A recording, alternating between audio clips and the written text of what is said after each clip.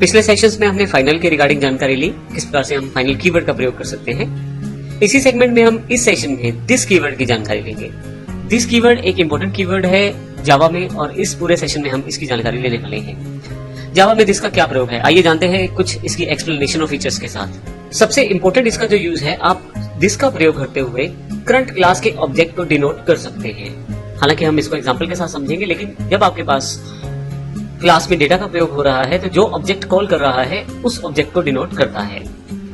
हम किसी क्लास, जो करंट क्लास है हमारी, उसके मेथड्स और उसके कंस्ट्रक्टर को भी इन्वोक कर पाते हैं दिस के साथ। दिस को हम एज एन आर्गुमेंट भी मेथड में पास कर सकते हैं, अर्थात इससे हम एक ऑब्जेक्ट को डायरेक्टली पास कर सकते हैं किसी मेथड में। आप किसी मेथड से दिस को अर्थात करंट ऑब्जेक्ट को वापस भी प्राप्त कर सकते हैं यदि आप अपने मेथड की डेटा टाइप को सेट करते हैं उस पर्टिकुलर क्लास के नाम के साथ। इसका अर्थ ये हुआ कि यदि आप किसी मेथड की रिटर्न डेटा टाइप उस क्लास का नाम सेट कर देते हैं तो अब वह मेथड जो है वह मेथड आपको वापस कर सकता है उस क्लास का ऑब्जेक्ट। ऐसे केस में ऑब्जेक्ट को प्राप्त करना और आसान हो जाता है दिस के साथ। यहाँ पे देखिए, हमने एक छोटा सा एग्जांपल लिया है इंटीजर एक्स। अब ये जो एक्स है और जब इसे कॉल किया जा रहा है, इसकी वैल्यू को दिस डॉट एक्स के साथ अगर हम इसे डिनोट कर दे तो उसका अर्थ होगा जो ऑब्जेक्ट इसे कॉल करेगा उसके एक्स वेरिएबल में इस वैल्यू को सेव किया जाए। इसको हम प्रैक्टिकल रूप में समझते हैं और देखते हैं किस प्रकार से इसका प्रयोग हम कर सकते हैं। इसके लिए हमारे पास दिस एग्जांपल डॉट जावा पहले से अवेलेबल है।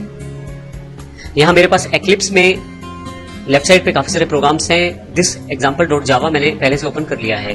यदि आप यहाँ देखें तो पब्लिक क्लास दिस एग्जांपल मेरे पास सबसे पहली क्लास है। इसमें एक इंटीजर एक्स लिया है मैंने। उसके पश्चात वर्ड सेट वैल्यू एक मेथड डिफाइन किया है। इस मेथड का कार्य क्या है? इस मेथड का कार्य, ये जो x है जो कि दिस एग्जांपल क्लास का वेरिएबल है, इसको वो वैल्यू देना जो इस x में आए, जो मेथड के पैरामीटर में आए।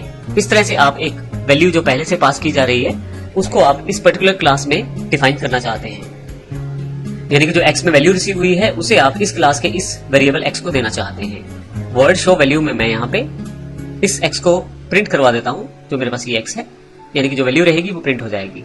फाइनली स्टैटिक वर्ड मेन में आकर मैं इस क्लास का एक ऑब्जेक्ट बनाता हूँ। इस ऑब्जेक्ट के साथ सेट वैल्यू पहले करता हूँ। सेट वैल्यू में मैंने 10 डाल दिया है। अब 10 डाल दिया है तो ये 10 जो वैल्यू है ये इस x को रिसीव होगी और फाइनली ये वैल्यू जो है आपके इस x के पास चली जाएगी और आप उसे प्रिंट करवा सकते हैं। प्रिंट करवाने के लिए शो वैल्यू मेथड को कॉल करना पड़ेगा, उसको मैंने ऑब्जेक्ट के साथ यहाँ कॉल कर लिया है। अब अगर मैं इसे कंपाइल करता हूँ तो आप देखेंगे एक अनएक्सपेक्टेड रिजल्ट आपको मिलेगा, value of x equal to 0। अब ये 0 क्यों है? अगर आप ध्यान दें तो मैंने यहाँ से 10 सेंड किया, वो 10 यहाँ x को मिला, इस x ने इस x को जो हमारे क्लास का वेरिएबल है पास किया और उसे प्रिंट करवा लिया, लेकिन फिर भी 10 के बजाय 0 क्यों आ रही है वैल्यू? इसका कारण ये है कि कंपाइलर यहाँ पे कंफ्यूज हो गया है कि ये जो x है ये कौन सा है जिसको वैल्यू मिल रहा है।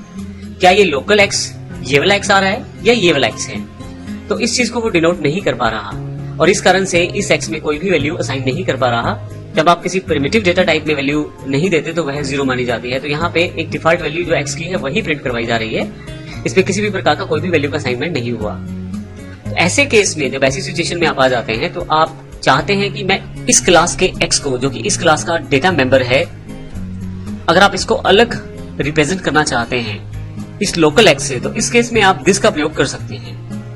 इसके लिए आपको करना सिर्फ इतना है, मैं अभी इस लाइन को कमेंटेड कर देता हूं यहाँ पे और यहाँ पे इस लाइन को अनकमेंटेड कर देता हूँ। अगर आप ये दिस कीवर्ड का प्रयोग करते हैं और साथ में इस वेरिएबल को डॉट के साथ रेफरेंस करते हैं तो इसका अर्थ ये होगा कि ये जो x है लेफ्ट साइड वाला, ये असल में इस क्लास का डेटा मेंबर है। तो दिस का फायदा ये है कि आपने एक्सप्लिसिटली बता दिया कि ये जो x लेफ्ट साइड पे है ये इस क्लास का डेटा मेंबर है और जो राइट हैंड साइड पे x है वो एक लोकल वेरिएबल है। अब मैं अगर इसको एग्जीक्यूट करता हूं तो आप देखेंगे आउटपुट 10 है। तो इस प्रकार से हम दिस का प्रयोग कर सकते हैं लोकल वेरिएबल और जो क्लास का डेटा मेंबर है उसमें डिफरेंशिएट करने के लिए। यदि मैं इस क्लास के वेरिएबल के साथ दिस लगा देता हूं तो अल्टीमेटली यह जो मेंबर है इस पर्टिकुलर क्लास के रेफरेंस का माना जाता है, जबकि दूसरी साइड का जो x है वो लोकल वेरिएबल की तरह ही ट्रीट किया जाता है। तो इस सेशन में हमने दिस के बारे में जानकारी प्राप्त की। अगले सेशन में हम गेट और सेट दो मेथड्स हैं उनकी जानकारी लेंगे। हालांकि वो कोई पर्टिकुलर डिफाइंड मेथड नहीं है जावा में, लेकिन उनका बेनिफिट रहता है बहुत ज्यादा अगर जावा में उनका प्रयोग किया जाए। तो इनके बारे में हम नेक्स्ट सेशन में बात करेंगे। धन्यवाद।